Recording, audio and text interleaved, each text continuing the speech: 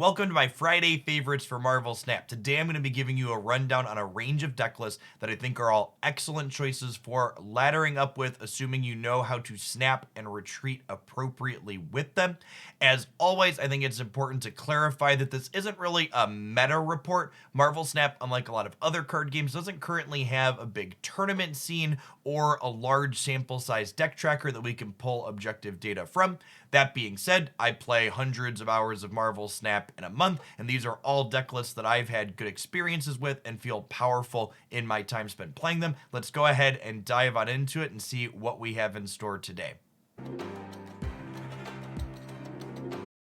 This Zero Dracula list is one of my favorite swarm the board early decks in Marvel Snap right now. Unlike Khazar's swarm decks that are looking to lean on primarily one drops to win all of their paths, this deck has a mix of bigger threats in Maximus, Dracula, and even Red Skull that can play to the board to win things, making us a lot less susceptible to counterplay with things like Killmonger. Notably, we also have Armor and even Cosmo as ways to mitigate Killmonger against the small number of one drops that we have.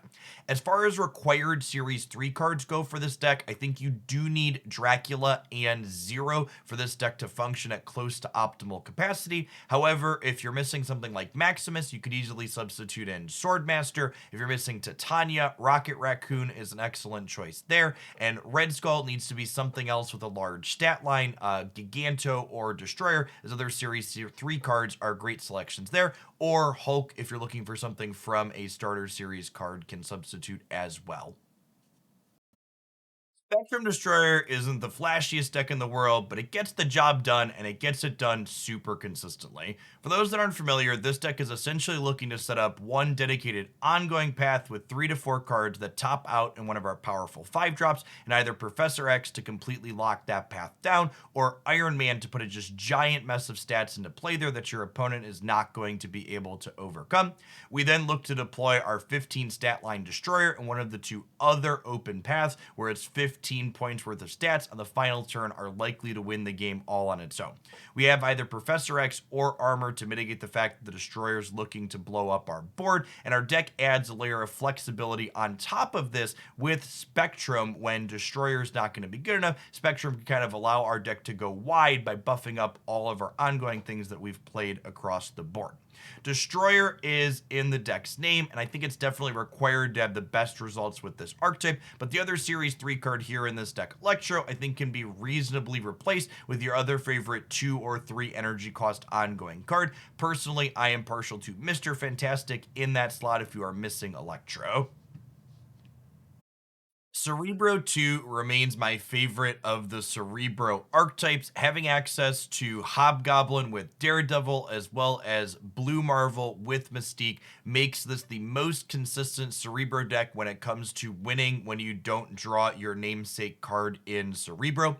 One thing I have adjusted in the Cerebro deck from my previous iterations that is noteworthy is I am no longer playing Goose and I'm instead playing Invisible Woman. The primary reason for this change is Zabu being added to Marvel Snap means that there's a lot of enchantresses being played that cost just 2 resources, and Goose's primary function in previous iterations of this archetype was to protect your Cerebro and Mystique from enchantress, which it can no longer do.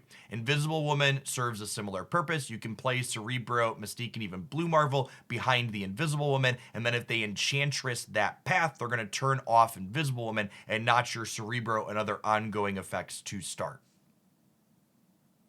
Mr. Negative continues to be an excellent choice in Marvel Snap in my experience. Some of the biggest turn 6 or turn 7 thanks to magic swings in the game, capable of occasionally dropping triple digits worth of stats on the final turn when you Iron Man and Mystique copy your Iron Man.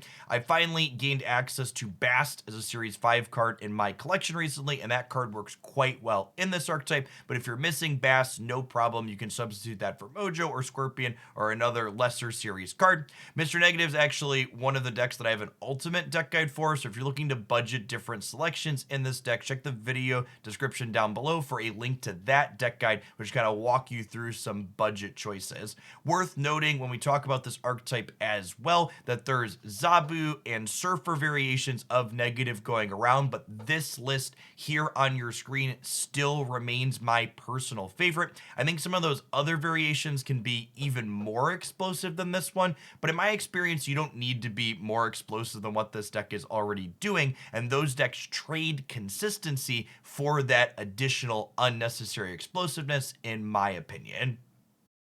I think you can make a strong argument that some form of Silver Surfer is one of, if not the best deck in Marvel Snap currently. I say this for two reasons. The first is that Silver Surfer puts a lot of stats into play on the final turn, and the stats that it's adding cards to come in an incredible disruptive range, whether it's Cosmo shutting down opposing on reveal effects, or Rogue taking away an opposing Dark Hawk or Devil Dino stat boost, or Juggernaut knocking your opponent's cards out of that important path on the final turn of the game. This deck feels like it has a ton of utility on top of just the point swings it's capable of generating.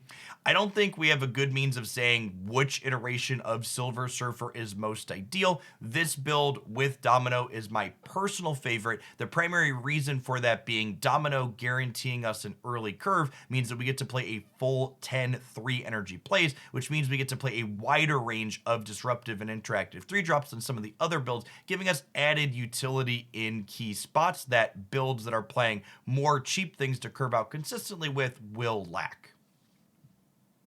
Zabu was the latest season pass card for Marvel Snap, and it seems like it's fun and powerful and playable in a variety of decks, and the back half of today's Friday's favorites is going to highlight a range of those decks. Zabu Rider, I think, is the most budget-friendly variation of Zabu that also feels incredibly powerful. This deck list doesn't have a ton of Series 3 cards in it, and there's no Series 4 or 5, and honestly, I don't think it needs any. This deck list is the one that I've been playing on the ladder and having the most success with. I think it's in a great spot. The deck is basically looking to just floop big giant things into play, whether it's with Jubilee or Ghost Rider or cheating their power directly into play with Dracula. And this is hands down the best Omega Red deck I have ever played, because we frequently have one path that has a massive stat line in it, and Omega Red helps us spread the power from that stat line out across the rest of the board.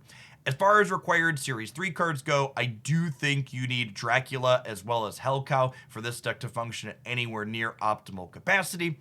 While this deck is the best Omega Red deck I've ever played, I think you can go ahead and skip on him if you're missing him and still have pretty good success with this deck. Probably just replace it with whatever your favorite other 4-cost card is to have synergy with Zabu.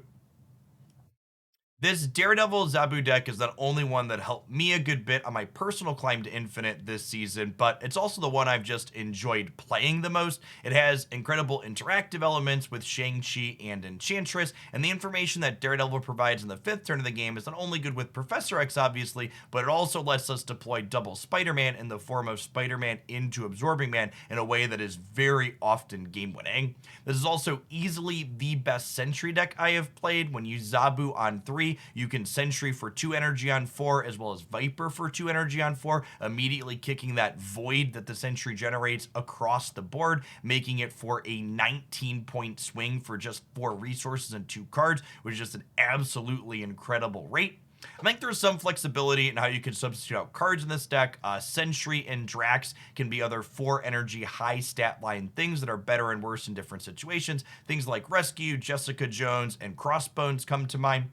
Absorbing Man, because we're not also playing Moon Girl in this deck, can probably be subbed out for that one, since Moon Girl can double up a lot of our effects the same way Absorbing Man can, but on a little bit more restrictive of a timetable.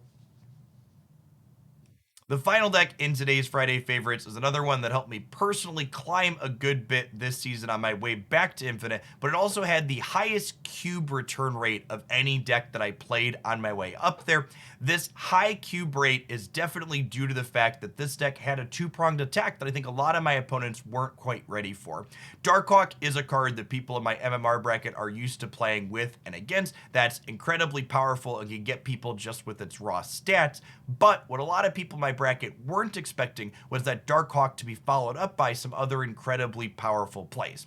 Arrow is kind of a generically good card that could go into anything, pulling things around the board in those final moments, but She-Hulk, especially when she's doubled up off of Moon Girl, creates another incredibly big point stat swing that a lot of people weren't expecting to come out of the Darkhawk deck. In my opinion, the best decks you can rank up with in Marvel Snap aren't even any of the ones in a video like this. They're ones that do something like this that can catch your opponents off guard. Figuring out some type of tool, like in this case She-Hulk, that you can add into an existing powerful metagame deck to catch people in those final moments is the greatest way to increase the amount of cubes you're getting out of good players, because they're not going to be able to predict what you're going to be doing in those pivotal final moments of the game.